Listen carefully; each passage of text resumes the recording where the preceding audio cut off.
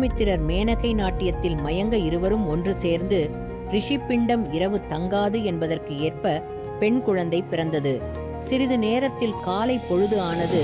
முனிவர் விஸ்வாமித்திரர் தவத்தை மறுபடியும் செய்து பிரம்ம ரிஷி பட்டம் பெற சென்றார். மேனகை தேவலோகம் செல்ல வேண்டும். இருப்பினும் இந்த குழந்தையை எடுத்து செல்ல முடியாது என கருதி அந்த குழந்தையை காட்டில் மரத்தடியில் வைத்து மனக்கலக்கத்துடன் சென்றாள். அந்த காட்டின் அருகில் கண்வ மகரிஷி ஆசிரமம் இருந்தது.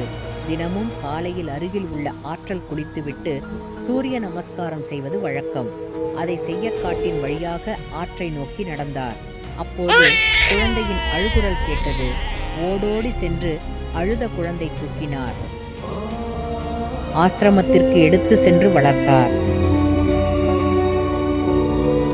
சகுந்தலை என்று பெயரை சூட்டினார்.